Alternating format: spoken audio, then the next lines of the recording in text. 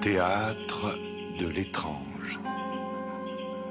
Ce soir, une si charmante petite fille de Robert Bloch, dans une adaptation de Jean Rousselot, sera interprétée par ordre d'entrée en ondes par Sylvie Pelayo, Philippe Desboeuf, Claude Nollier, Raoul Guillet, Rosine Favet et Maurice Bourbeau.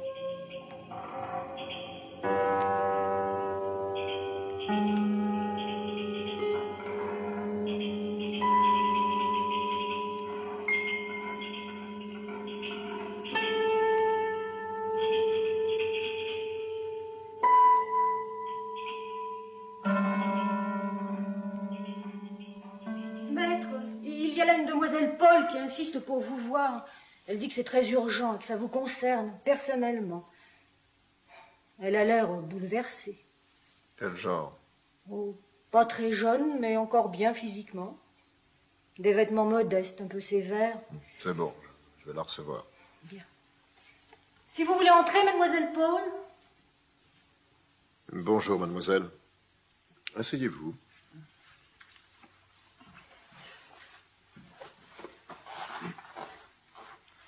Je vous écoute. Merci, monsieur Stiver. Je veux dire, merci, maître. Pardonnez-moi, je ne sais plus où j'en suis. Voyons. Remettez-vous, mademoiselle Paul. Des ennuis.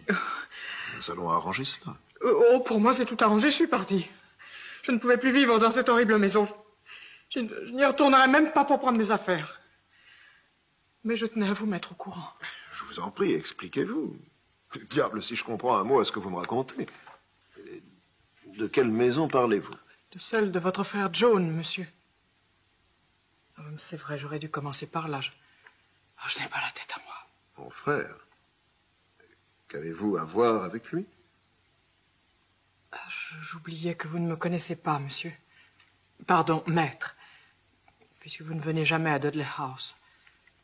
Oui, c'est moi qui m'occupe de l'intérieur de monsieur John Stiver depuis 2 ans. J'avais lu une annonce dans le Times. Monsieur veuf, avec une petite fille, cherche gouvernante. Enfin, quelque chose comme ça. Ah, je suis maintenant. John m'a parlé de vous la dernière fois qu'il est venu à Londres. J'avais oublié votre nom. En ce qui me concerne, c'est vrai. Il y a longtemps que je ne suis pas allé à Dudley House. C'est si loin, Somerset. Et puis, je suis tellement occupé. Mais pourquoi avez-vous quitté la maison? John vous a fait quelque chose? Non? Alors, c'est d'Irma qu'il s'agit. Eh bien, oui. La vie n'est plus tenable à cause d'elle. Il va sûrement arriver un malheur, un affreux malheur, si on la laisse faire. Mais chantez-vous là?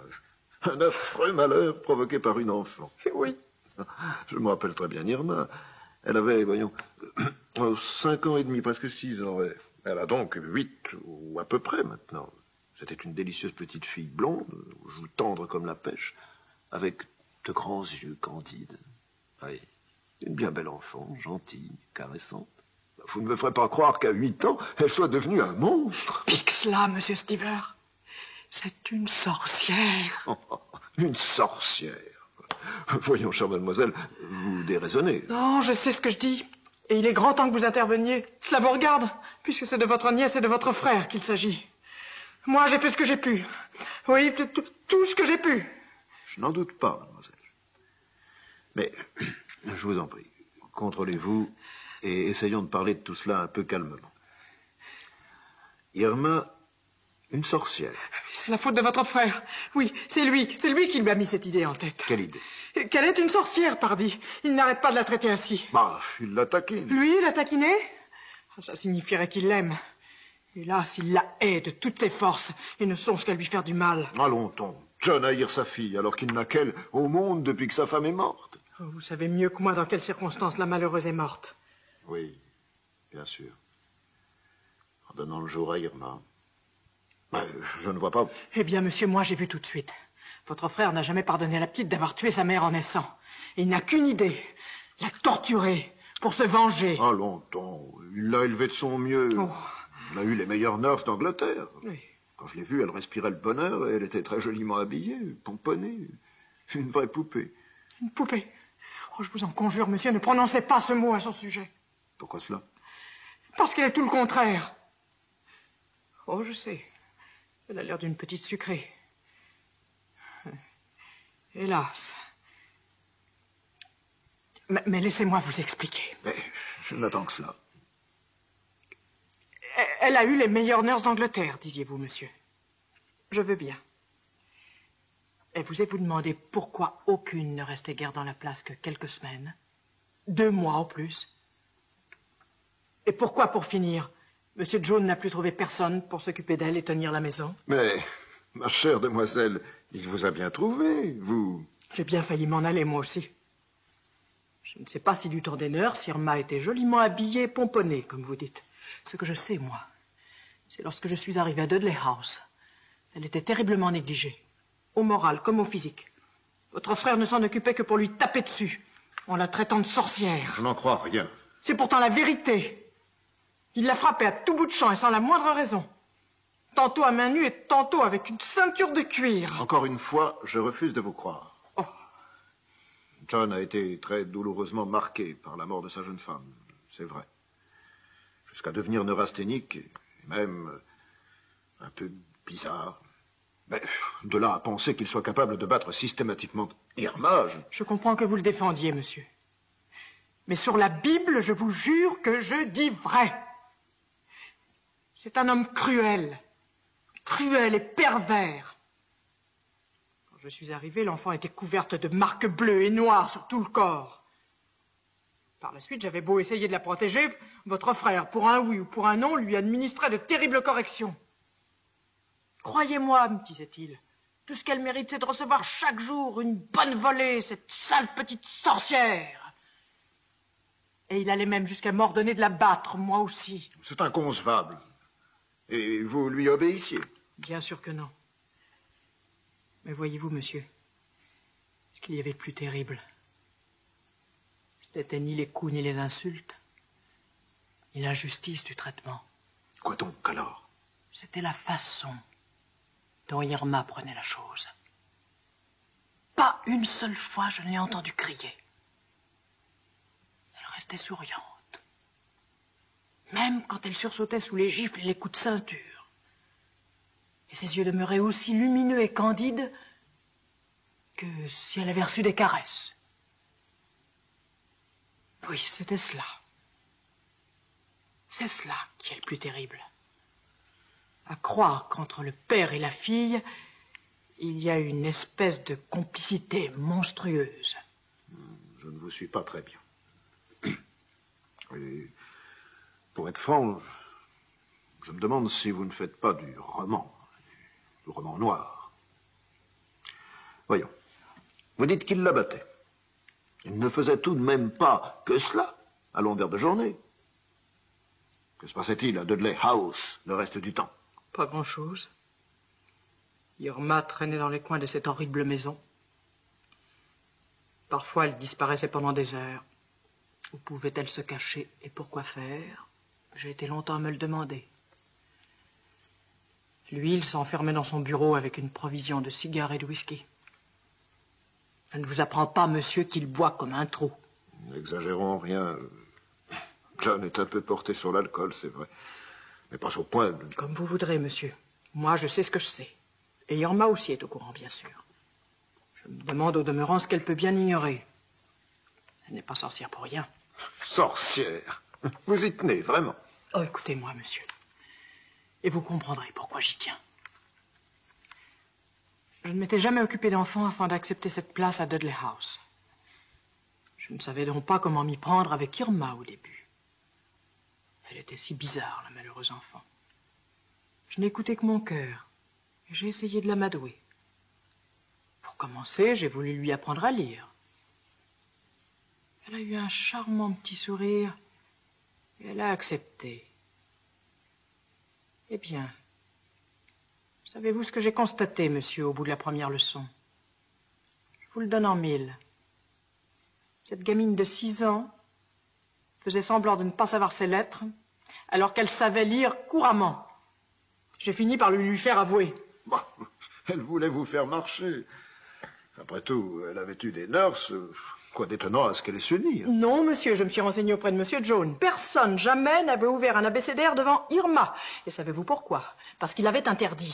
Vous ne me croyez pas, monsieur, quand je vous dis que votre frère est un homme cruel et pervers. C'est pourtant la vérité. Il ne lui suffit pas de battre Irma et de la traiter de sorcière. Il veut aussi qu'elle soit inculte et stupide pour pouvoir la haïr un peu plus. Tout ce que vous me racontez là est absurde.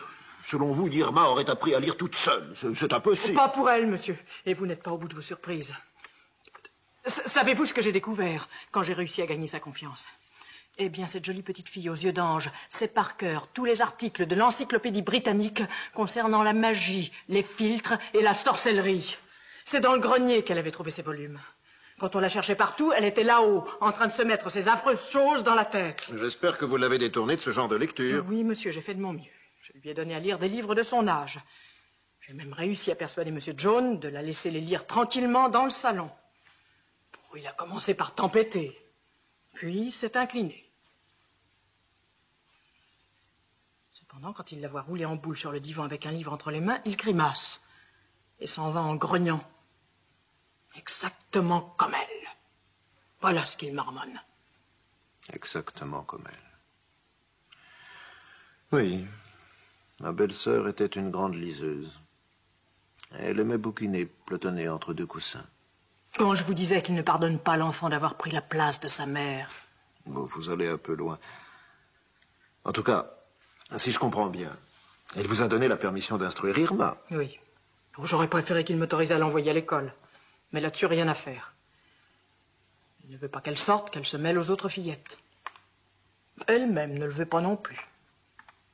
C'est étrange. Elle dit qu'elle ne comprend pas les enfants et que ceux-ci ne peuvent pas la comprendre. En fait, elle ne s'intéresse à rien. Elle ne sait pas jouer. Elle ne sait même pas ce que cela signifie. Jouer. Elle n'a pas de poupée. Oh, ne parlez pas de poupée, je vous en prie. Enfin, pourquoi n'en parlerais-je pas? Toutes les petites filles s'amusent à la poupée. Elle aussi. Mais d'une certaine manière. Écoutez, mademoiselle Paul, ne croyez-vous pas qu'il serait temps d'en venir au fait? Vous avez raison. Eh bien, voici. Pour essayer de la distraire, je lui ai apporté un jour de la cire à modeler. Elle a aimé cela, contre toute attente. Et s'est mise à modeler de petits bonshommes. J'ai été stupéfaite. Un sculpteur professionnel n'aurait pas fait mieux. Vous finirez par me faire croire qu'elle sait tout sans avoir jamais rien appris. Attendez la suite, monsieur. Savez-vous de qui tous ces petits bonshommes sont le portrait frappant? De votre frère, monsieur. Tout y est.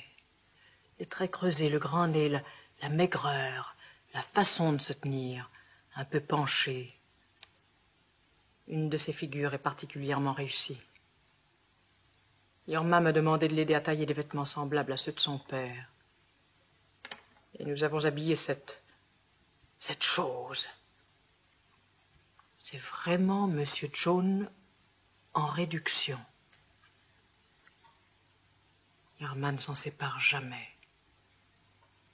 Même pour dormir. Oh mon Dieu, comme j'étais stupide de lui apporter cette pâte à modeler.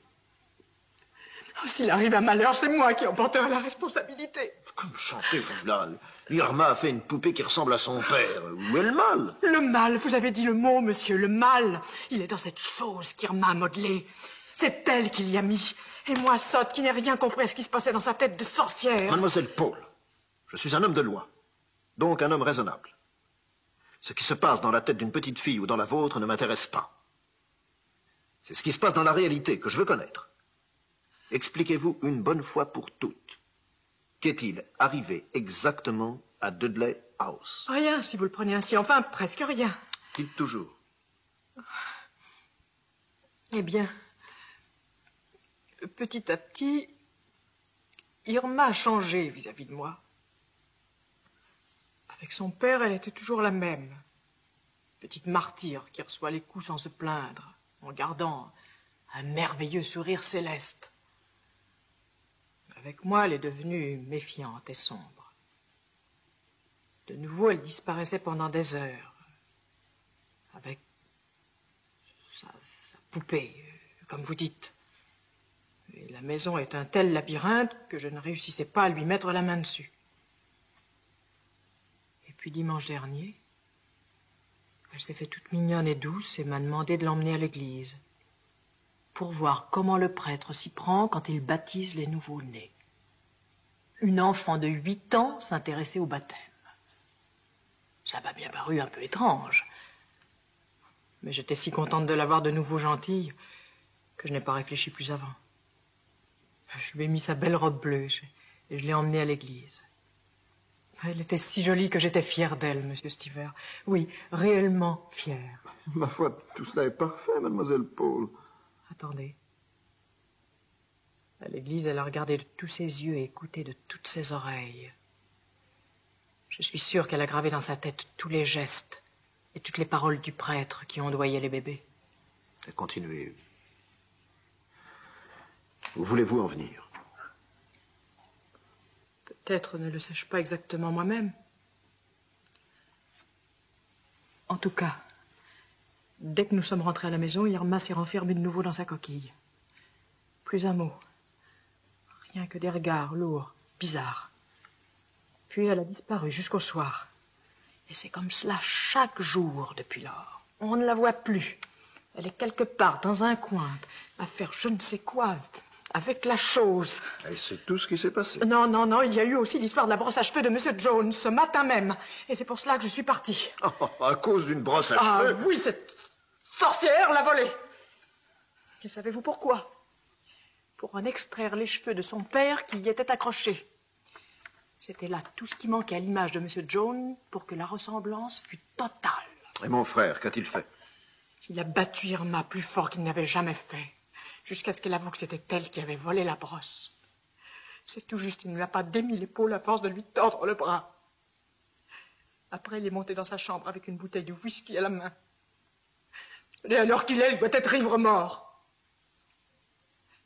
Moi, je n'ai pas voulu rester une minute de plus dans cette maison, où il y a maintenant 2 John Stiver, l'un en chair et en os, l'autre en cire, et une sorcière qui s'apprête à tuer le premier en détruisant le second. Oh, elle le détruira à petit feu, pour faire durer le plaisir. Mais quand je suis partie, elle ricanait. Ricanait derrière son joli masque d'ange, en brandissant sa victime. Voilà, monsieur, je vous ai tout dit. À vous d'agir maintenant. Là-dessus, permettez-moi de me retirer. Je ne veux pas vous retenir davantage, mademoiselle Paul. Pour ne rien vous cacher, toute cette histoire me paraît insensée. Mais rassurez-vous, je vais m'informer. Oh, j'y compte bien, monsieur. Voilà. Au revoir, monsieur. Daniel. Maître? Reconduisez mademoiselle Paul, je vous prie. Ah, j'oubliais. Prenez note de son adresse. On ne sait jamais. Au revoir, mademoiselle Paul. Par ici, mademoiselle.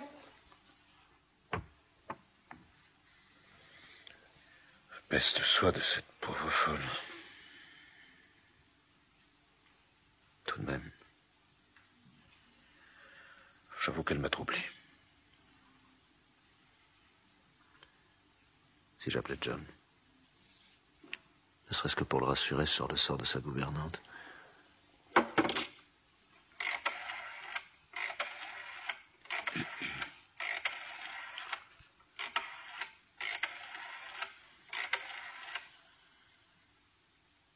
Allô? C'est toi, John? Oui. Ici, Sam. Ah, bonjour, Sam. Tu vas bien? Oui, oui, je vais très bien. Et toi? Oh, pas tellement bien. J'espère que ce n'est pas grave. Bah, j'espère aussi. Bah, c'est ce que dit Wood. Mais ça m'est venu subitement. Bon, bon. Et tu dis que cette douleur au bras t'est venue subitement? Oui. tout à fait comme un coup de couteau. Oui, je vois. Comme un coup de couteau. Mais, puisque le docteur Wood te dit que ça ne sera rien, Ouais, enfin, j'espère qu'il ne se trompe pas. Bon. Écoute, John, je te téléphonais au sujet de mademoiselle Paul. Ah bon, tu l'as vu? Oui, elle sort d'ici. Comment l'as-tu trouvé? Quoi? Ouais, t'as pas paru un peu bizarre? Le fait est qu'elle m'a paru un peu cinglée. Si tu savais toutes les abominations qu'elle m'a racontées sur toi et sur Irma... Ouais, ce mal de ce qui la regarde. Comment? Non, je te dirai. Mais oui, bien sûr, tu m'expliqueras tout ça. Tu penses bien que je n'ai attaché aucune importance à ces histoires de bonnes femmes. Bon, embrasse bien fort la petite pour moi et téléphone-moi demain matin pour me donner de tes nouvelles. D'accord. Je te laisse te reposer. Bonsoir, vieux John. Bonsoir, Sam.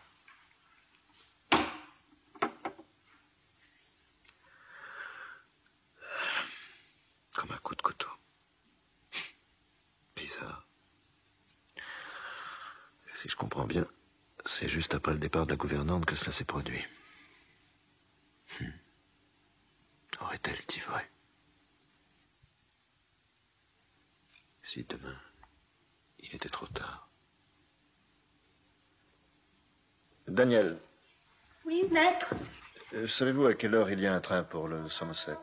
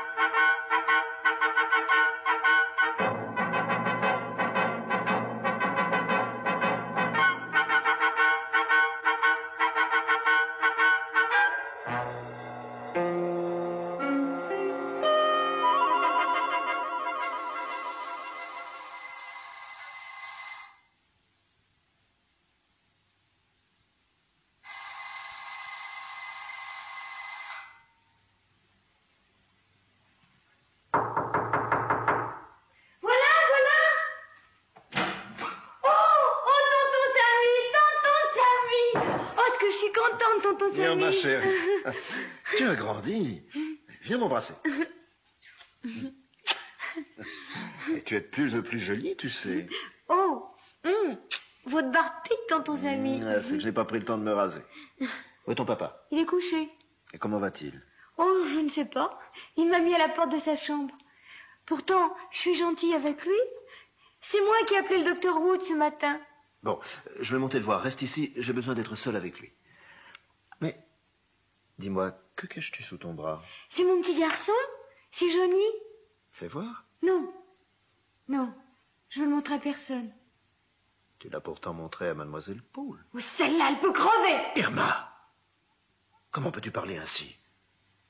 Une charmante petite fille comme toi. Je ne suis pas une petite fille. Je suis une sorcière. Oh, mon Dieu, c'est vrai? Bien sûr que c'est vrai. C'est papa qui l'a dit. Donne-moi ce petit bonhomme ou je te le prends de force. Rien à faire, vieux schnack. Je cours plus vite que toi, vieux schnack. Tu le ramènes, tralala, tu le ramènes, tralala, tu le ramènes, tralala, tralala. La petite garce s'est sauvée. Seigneur, qu'est-ce que tout cela veut dire? Jolie comme un ange, la peau douce et les yeux purs, mais l'ordure et la folie à la bouche. Mademoiselle Paul ne me racontait donc pas d'histoire.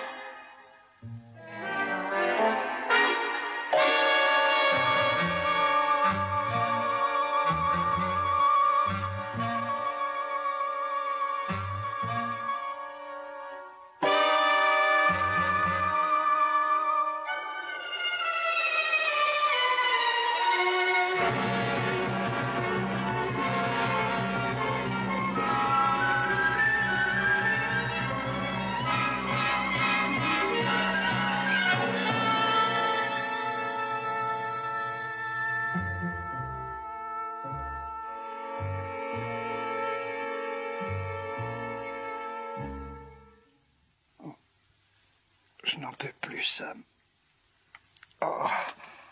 Oh, Je n'en peux plus. Tu me disais que ce n'était rien ce matin. Oh, ça n'a cessé de s'aggraver. Après le bras gauche, le bras droit, puis le dos, là.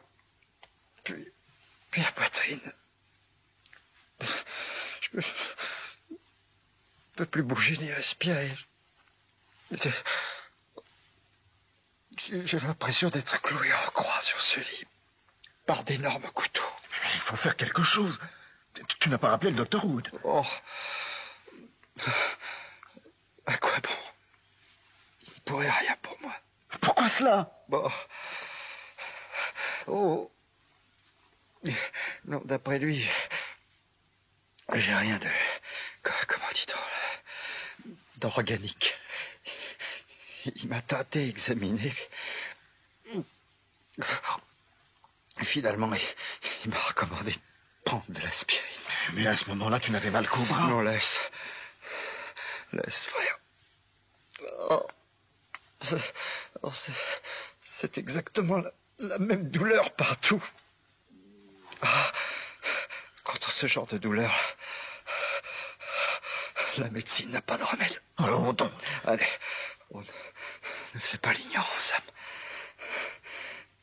Mademoiselle Paul t'a mis au courant. Si tu t'es précipité ici, dans ce pays perdu, malgré mes paroles rassurantes au téléphone, c'est bien parce que tu l'as cru.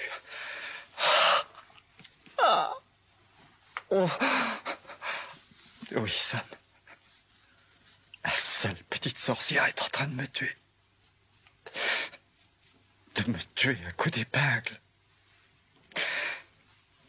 Juste après le départ du docteur, elle m'a montré comment elle s'y prenait.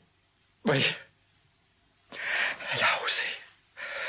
S'est envoyée de l'enfer. Et cela, sans cesser de me regarder avec candeur. Comme si elle m'expliquait un jeu. Afin que j'y participe. Alors, elle souriait innocemment en enfonçant ses épingles dans cette chose qui me ressemble, qu'elle a baptisée de mon diminutif, Johnny.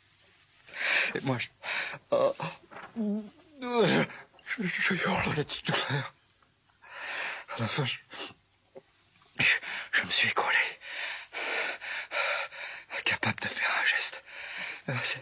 C'est elle qui m'a déshabillé et couché, avec des mouvements tendres et gracieux, sans le moindre effort, comme si je ne pesais pas plus lourd que son abominable poupée. J'ai essayé de la lui prendre en arrivant, mais elle se sauvait avec quelque part dans la maison. Il faut absolument la lui arracher. Et retirer toutes ces épingles. Va, ça... Va vite. Mon Dieu.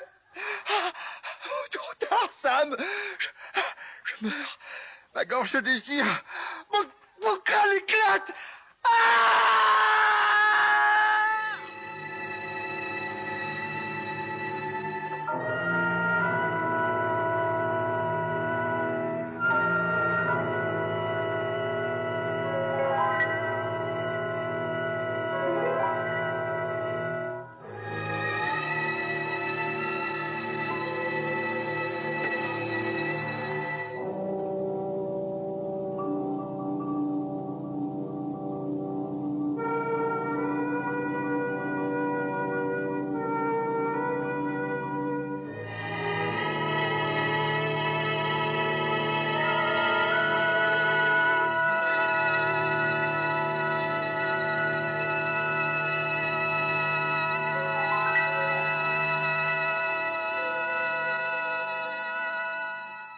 Maître, il y a là un inspecteur de Scotland Yard qui demande à vous parler. Encore?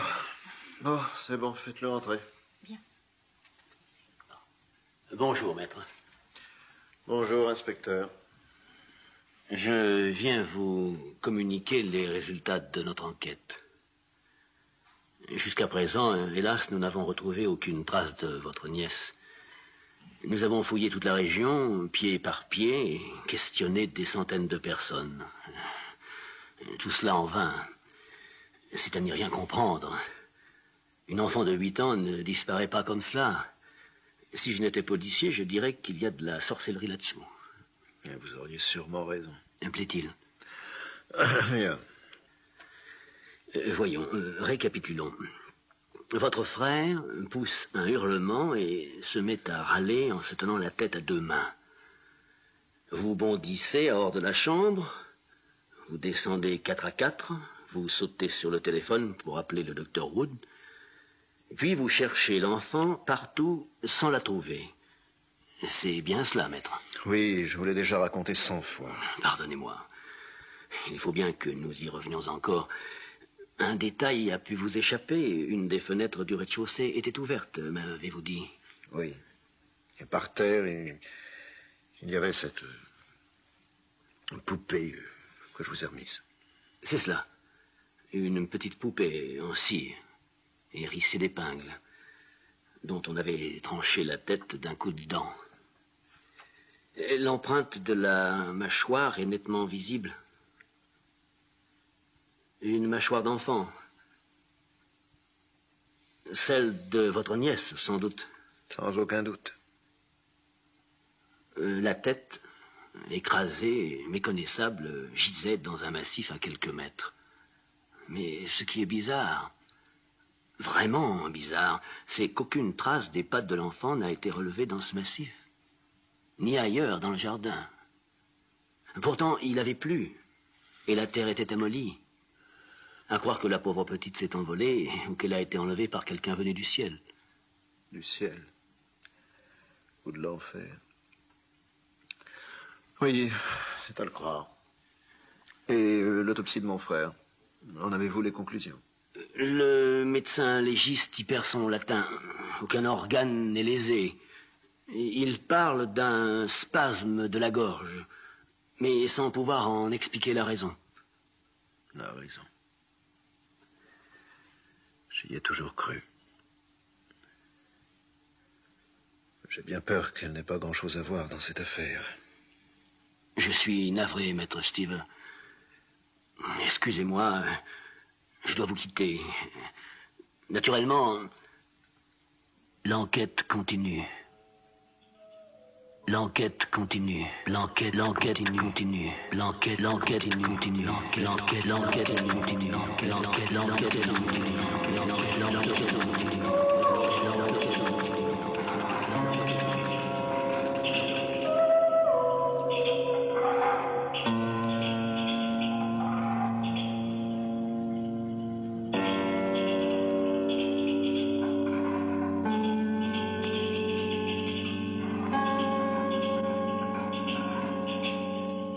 C'était Une si charmante petite fille. Adaptation radiophonique de Jean Rousselot d'une nouvelle de Robert Bloch. La distribution était la suivante. Miss Paul, Claude Nollier. La secrétaire, Sylvie Pelayo. Irma, Rosine Favet. John Stever, Raoul Guillet. L'inspecteur de police, Maurice Bourbon. Et Sam Stever, Philippe Desboeuf.